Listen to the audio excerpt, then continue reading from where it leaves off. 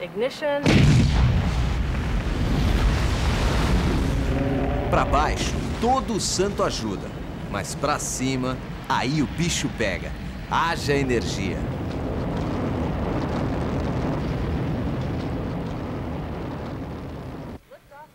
Energia geralmente é definida como capacidade para realizar trabalho mecânico. Pode ser obtida por uma grande variedade de meios, como gases em expansão, eletricidade e calor. Os estágios de desenvolvimento da nossa cultura podem ser associados à quantidade de energia disponível e aos meios pelos quais a obtemos. Há 1 milhão de anos, nossos primeiros antepassados contavam apenas com a energia dos alimentos que consumiam, que geravam em torno de 2.000 quilocalorias por dia. Com o passar do tempo, o homem caçador dominou o fogo e aprendeu a utilizar o calor. O homem agrícola empregava a energia de outros animais, a força da água e dos ventos. Há pouco mais de 200 anos, descobrimos como usar o vapor para mover máquinas. E demos um salto que nos levou à industrialização e ao crescimento acelerado de nossa capacidade de produzir. Na base desse processo estão a potência e o calor gerados pelo carvão mineral, o uso maciço do petróleo e seus derivados, que movem os motores de explosão interna, a eletricidade produzida em usinas termoelétricas, hidrelétricas e nucleares. O homem tecnológico chegou ao final do século XX tendo à disposição, em lugares como os Estados Unidos, uma cota diária de 230.000 quilocalorias por dia, 115 vezes mais do que nossos antepassados que viviam há 1 milhão de anos. Diversos estudos apontam uma relação clara entre a quantidade de energia que somos capazes de obter e indicadores de qualidade de vida, como longevidade, grau de instrução e poder de compra. Para satisfazer necessidades básicas como alimentação, transporte e moradia, alguns economistas apontam um consumo de energia em torno de 36.000 quilocalorias por dia, 1,3 toneladas equivalentes de petróleo por ano.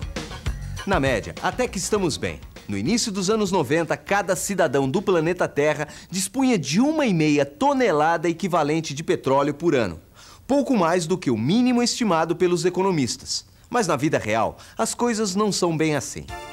Somente os Estados Unidos, com 6% da população mundial, se apropriam de 35% de toda a energia produzida no mundo.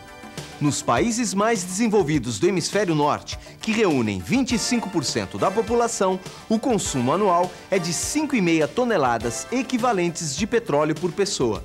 Quase 10 vezes mais do que em todos os outros países, onde a média atinge 0,60 toneladas, menos da metade do mínimo necessário. E olha, não é apenas entre países ricos e pobres que ocorre essa imensa disparidade no acesso à energia. Não é novidade para ninguém que isso também acontece entre grupos sociais diferentes de um mesmo país. O Brasil, por exemplo. Um estudo dos anos 70 mostrava que famílias com renda mensal até $200 consumiam o equivalente a 20.000 quilocalorias por dia. Esse número crescia na medida em que aumentava a faixa de renda, até chegar a 280.000 quilocalorias, entre os que ganhavam acima de $1.000, cerca de 14 vezes mais. De lá para cá, nada indica que a situação tenha mudado de maneira significativa. Ao contrário, a pobreza e a má distribuição de renda continuam sendo os problemas mais graves do Brasil. E isso certamente se reflete nos padrões de consumo de energia. Segundo o IBGE, mais de 20 milhões de brasileiros ainda não têm energia elétrica em suas casas, a maioria no campo. E alguns pesquisadores estimam que 26 milhões de pessoas ainda utilizam lenha e carvão vegetal para cozinhar alimentos. É isso mesmo, lenha e carvão usados por nossos antepassados por milhares de anos. Vivemos num mundo que discrimina pobres e ricos não só pela quantidade, mas também pela qualidade da energia disponível. Segundo a ONU, entre 30% e 40% da população mundial ainda não chegaram ao século XX do ponto de vista energético e sofrem bastante com isso. Infecções respiratórias provocadas pela queima de lenha e carvão em ambientes fechados, como as cozinhas, são responsáveis por mais de 4 milhões de mortes por ano nos países mais pobres, a maioria mulheres e crianças. Há um prejuízo para a saúde e há um sério prejuízo para o meio ambiente. Também porque essa lenha que é usada, ela não é usada de uma forma renovável. Eles cortam as árvores para cozinhar. E não se preocupam em repor. E com carvão vegetal é a mesma coisa. Aliás, em geral, é até pior.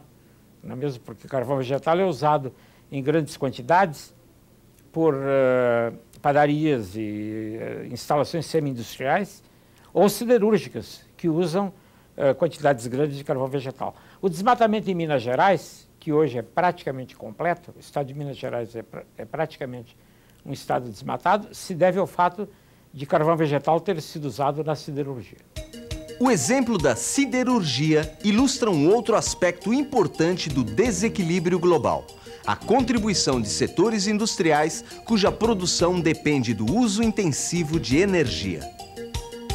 A siderurgia, a fabricação do aço, alumínio, papel e celulose, petroquímica, ferro-ligas, são 6 setores que hoje consomem 30% da energia no Brasil e pagam uma tarifa que é 3, 4, 5 vezes menor do que o consumidor domiciliar paga. Grande parte da produção desses setores ela é voltada ao mercado internacional, né? Então nós estamos hoje exportando energia embutida nesses produtos sem atender, né, uma demanda que é do mercado interno, né, e que poderia ser redirecionada se esses setores passassem a produzir produtos com maior valor agregado, isto é, produtos que incorporassem trabalho, que gerassem renda, que tivessem no mercado internacional um valor maior do que hoje eles têm,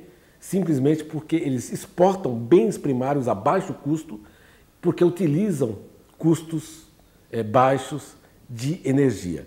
Tá aí. Não só reproduzimos entre nós os padrões de desigualdade entre ricos e pobres, como ainda exportamos energia barata para os países desenvolvidos. E aí vem a pergunta: como reverter essa situação de desequilíbrio? Durante boa parte do século passado, o remédio prescrito, não apenas para o problema energético, mas para todos os males da pobreza, chamava-se desenvolvimento. Tratava-se de criar nos países atrasados o círculo virtuoso do crescimento econômico, que permitiria a todos o aumento da renda e a melhoria da qualidade de vida, segundo os padrões europeus e norte-americanos. Só que de uns tempos para cá, surgiu a pergunta inquietante: isto é sustentável? A resposta é claramente não. Eu vou lhe dar um exemplo.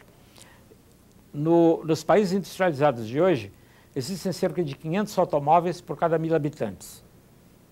Por exemplo, nos Estados Unidos, existem 750 automóveis para cada 1.000 habitantes, praticamente um automóvel por cada pessoa, incluindo crianças e velhos e por aí afora. Nos países em desenvolvimento, como o Brasil, existem cerca de 50 automóveis por 1.000 habitantes, ou seja, 10 vezes menos. Agora veja, se o consumo de automóveis nos países em desenvolvimento ocorresse com a mesma intensidade com que acontece nos países industrializados, nós teríamos, em vez de 500 milhões de automóveis que correm pelas estradas do mundo todo hoje, nós teríamos 5 bilhões. Isso provavelmente vai ocorrer dentro de 20 a 30 anos, a menos que se tomem medidas para evitar esse acontecimento. 5 bilhões de automóveis circulando pelas estradas do mundo vão envenenar completamente a atmosfera. Nós estamos diante de um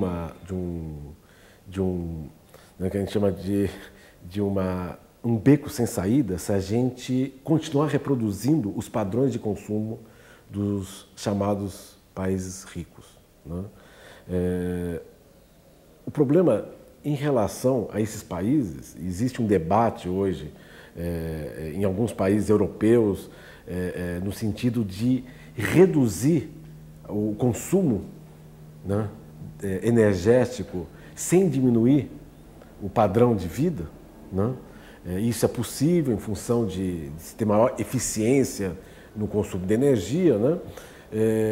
Mas nos países como o Brasil, os países do terceiro mundo, né, há primeiro a necessidade de se atingir um piso mínimo, né, para que toda a população tenha acesso a um padrão energético adequado. Esse é um dos grandes desafios lançados hoje para a humanidade: democratizar o acesso à energia sem inviabilizar a própria vida no planeta. Um desafio que certamente vai exigir de nós bem mais do que bom senso e boas intenções. Uma equação cuja resposta passa pela nossa capacidade de lidar com uma variável extremamente complexa. O petróleo, a fonte de energia que moveu o mundo no século XX e que para muitos pode torná-lo inviável no século XXI. É o que nós vamos ver no próximo programa.